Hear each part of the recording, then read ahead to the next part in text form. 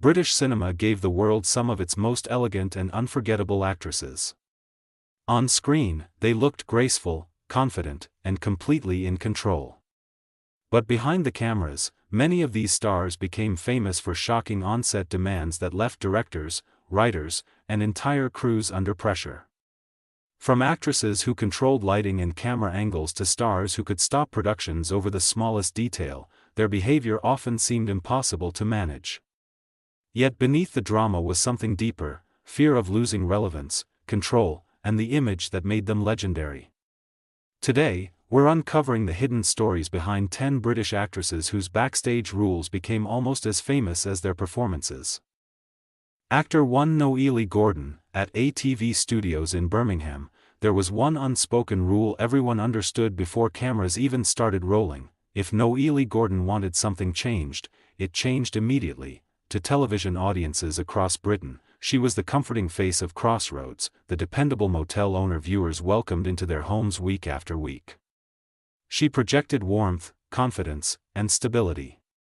But inside the studio walls, her influence stretched far beyond acting. Scripts rarely stayed untouched once they reached her hands. Writers and younger cast members often discovered entire scenes had been altered shortly before filming began. If Gordon believed another character had stronger dialogue or more emotional impact, she sometimes reassigned those moments to herself without hesitation. Nervous actors were left memorizing rewritten pages only minutes before cameras rolled, while directors scrambled to reorganize scenes around her decisions. And then there was the visual control. Crew members quietly understood that framing always had to favor Gordon. Supporting actors were subtly positioned farther back during scenes so her presence dominated every shot. Even when the story focused on another character, the camera often found its way back to her. To frustrated crew members, it looked like overwhelming vanity, but Gordon understood something many people ignored about television during the 1960s and 70s. Powerful women in British broadcasting were rare, and maintaining authority inside male-dominated studios required constant pressure. She knew the network depended heavily on the millions of viewers she attracted every week, and she used that popularity as leverage. Even her famous decision to take over an executive parking space became symbolic. It wasn't simply convenience. It was a public reminder of her value to the company. The atmosphere around her could become intimidating. Actor 2 Pat Phoenix. Inside the fast-moving world of Coronation Street, production schedules moved at relentless speed. Scenes were expected to be filmed quickly, lighting setups changed rapidly, and actors had little time for perfectionism. Unless Pat Phoenix walked onto the set, the actress behind Elsie Tanner carried an entirely different standard for how she should appear on camera. Before filming began, special lighting arrangements had to be adjusted specifically for her face. Crew members often spent extra time positioning intense soft lighting designed to smooth her features and maintain the glamorous image audiences associated with her character. If the setup felt wrong to Phoenix, filming stopped. Directors grew frustrated when the custom lighting affected the appearance of surrounding actors or disrupted the gritty realism the show was famous for. But Phoenix rarely compromised. She also became known for taking extended time preparing makeup and wardrobe, sometimes delaying tightly planned schedules while she perfected every detail of her appearance. To exhausted production teams, it felt excessive, yet beneath the confidence and dramatic personality was a woman carrying enormous pressure. Elsie Tanner wasn't just another soap opera character. She represented glamour, confidence, and attraction inside a working-class world. As television technology improved and close-ups became sharper, Phoenix reportedly became increasingly anxious about aging on screen. Maintaining the illusion of timeless beauty became part of protecting the character itself. That fear shaped many of her demands. Her dressing room reportedly operated almost like a private sanctuary, carefully separated from the chaos outside. She insisted on comfort, routine, and complete preparation before stepping under the unforgiving studio lights. While some co-workers interpreted the behavior as diva theatrics, others quietly understood the insecurity driving it. Actor 3 Fenella Fielding. The Carry-On films were built on speed, chaos, and controlled madness. Productions moved quickly, budgets stayed tight, and actors were expected to work like a team without complaints. Most performers accepted the cramped dressing rooms, rushed wardrobe fittings, and exhausting schedules as part of the job. Fenella Fielding refused to play by those rules. The moment she arrived on set, the atmosphere shifted. While other actors squeezed into shared makeup areas, Fielding insisted on private treatment. She demanded her own hairstylist, closely monitored costumes, and rejected anything she believed weakened the glamorous image audiences expected from her characters. And if a dress didn't fit perfectly, production could stop entirely.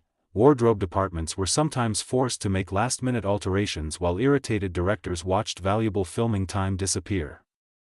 Her co-stars, especially those who embraced the rough-and-ready spirit of the franchise, reportedly grew frustrated with what they viewed as unnecessary arrogance, but Fielding saw the situation differently.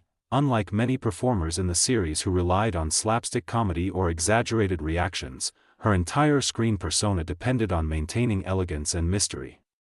Her humor worked because she stayed poised while surrounded by complete absurdity. If the illusion cracked, the performance lost its magic. That pressure followed her everywhere. Fielding was a highly intelligent, classically trained actress, yet the industry repeatedly pushed her into the same seductive, theatrical roles.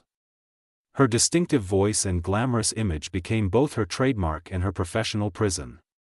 She understood that producers valued her for a very specific fantasy, and once that image weakened, opportunities could disappear just as quickly as they arrived, so she protected it relentlessly. To co-workers, her demands created tension. Actor for Margaret Lockwood. Few actresses in British cinema held as much power during the 1940s as Margaret Lockwood. Her films attracted massive audiences, studios depended on her popularity, and her face became one of the most recognizable images in the country. But behind the camera, one very specific rule controlled nearly every production she worked on: never film her from the right side. It wasn't a casual preference. It was reportedly treated almost like a contractual obligation. Directors, camera operators, and lighting crews had to carefully arrange scenes to protect the angle Lockwood believed showed her best profile. Entire camera setups revolved around maintaining that restriction. And if someone ignored it, tension followed immediately. Crew members had to rethink blocking constantly. Co-stars were repositioned during conversations. Even large set designs were adjusted simply to keep the camera favoring her preferred side. A single mistake could derail filming and trigger uncomfortable confrontations with production staff already under pressure. To many people, it sounded like classic movie star vanity, but Lockwood's fears reflected the brutal reality of the studio era. During that period, actresses were often treated less like artists and more like carefully managed products. Their careers depended heavily on maintaining a flawless public image, especially in an industry where female stars faced intense scrutiny over appearance. One unflattering close-up could influence public perception in ways studios rarely forgave. Lockwood reportedly became deeply self-conscious about a facial feature she believed cameras exaggerated under harsh lighting. Whether audiences would have noticed it hardly mattered. What mattered was that she noticed it, and once insecurity takes hold in Hollywood-style filmmaking, control becomes addictive. By dictating camera angles, Lockwood wasn't only protecting vanity. Actor 5 Beryl Reid. For most actors, arriving on set without knowing the script would be a nightmare. For Beryl Reid, it was practically part of the performance. Directors never fully knew what would happen once cameras started rolling. While other cast members carefully memorized dialogue and rehearsed timing, Reid often approached scenes with complete unpredictability. Instead of sticking closely to the written lines, she frequently improvised new dialogue in the middle of takes, leaving fellow actors scrambling to adapt in real time. Some scenes reportedly became controlled chaos. Co-stars struggled to anticipate her rhythm, and directors trying to maintain continuity often found themselves losing control of carefully planned sequences. But the surprises didn't stop with the dialogue. Reid also insisted on bringing parts of her personal life directly onto studio floors, including her beloved cats, which sometimes wandered freely around productions already running on tight schedules. To production crews, it could feel exhausting. A film set depends on precision. Lighting marks, camera timing, and scripted pacing all work like machinery. Reid disrupted that machinery constantly. Yet strangely, That unpredictability also gave her performances a sense of authenticity audiences loved, because Reed came from a very different world of entertainment, long before television studios became dominated by technical perfection. She thrived in live theater and music hall performance, where spontaneity mattered more than rigid structure. Performers reacted to audiences in real time. Energy shifted naturally. Mistakes became part of the art. The highly controlled environment of television often felt artificial to her, so instead of adapting completely to the system, Reed forced the system to adapt to her. By changing lines and resisting over-rehearsed performances, she kept scenes alive and emotionally unpredictable. Actor 6 Gracie Fields, at the height of Britain's studio era, every minute on a film set mattered financially. Producers watched schedules obsessively, directors raced against the clock, and entire productions depended on maintaining momentum. But when Gracie Fields decided it was time for tea, none of that mattered anymore. Every afternoon, no matter how hectic filming became, productions reportedly slowed to a complete stop for her daily tea break. It wasn't a rushed pause beside a catering table. It became a full ritual that forced cast and crew alike to wait while the nation's biggest star stepped away from the pressures of filming, and astonishingly, nobody dared challenge it. Fields held enormous power inside the British entertainment industry during the 1930s. Her popularity was so massive that studios often depended on her films to survive financially during difficult economic years. She wasn't simply another actress on payroll, she was a box office phenomenon capable of carrying entire productions on her own. That success gave her extraordinary influence, but tea breaks were only part of the story. Fields also developed a reputation for surrounding productions with members of her extended family. Relatives were reportedly added to studio payrolls, given comfortable positions, and kept close throughout filming. Executives quietly complained about the growing expenses. While others viewed it as blatant favoritism, yet the motivation behind it appeared deeply personal. Fields came from a working-class background, and sudden fame transformed her into one of the country's highest-paid entertainers almost overnight. The studio world could be isolating, especially for someone thrust into enormous wealth and public attention. Keeping family nearby may have been less about luxury and more about holding on to familiarity in an industry built around pressure and image. At the same time, those demands sent a powerful message to studio executives. Actor 7 Anna Neagle. Anna Neagle built her entire career around elegance. To audiences, she represented dignity, grace, and an almost flawless image of British respectability. Whether portraying royalty, historical heroines, or refined women overcoming hardship, Neagle always appeared polished beyond belief. And behind the scenes, she protected that image with extraordinary precision. Even poverty on screen had limits. If a script required dirty alleyways, run-down homes, or harsh living conditions, production designers often had to soften everything before Neagle arrived.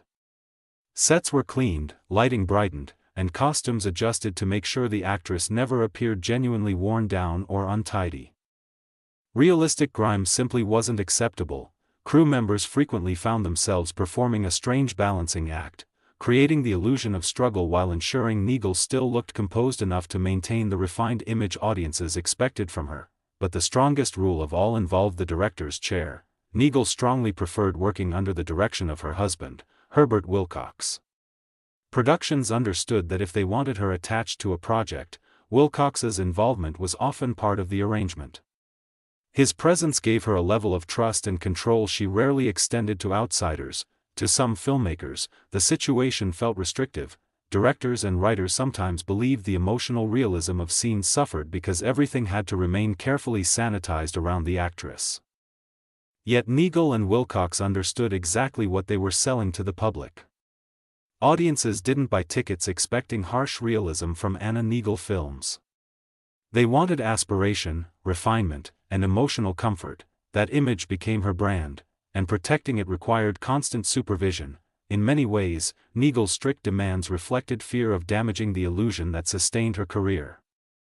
Actor 8 Margaret Rutherford. On screen, Margaret Rutherford looked unstoppable. Whether solving mysteries as Miss Marple or dominating scenes with commanding energy, she projected total confidence.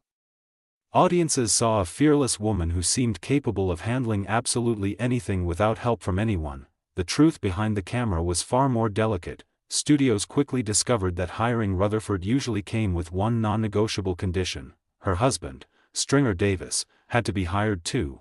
It didn't matter whether the script naturally included a role for him. Writers were often forced to invent scenes and extra dialogue simply to keep him near her during filming. In some productions, entirely new supporting characters appeared solely because Rutherford refused to work without him present.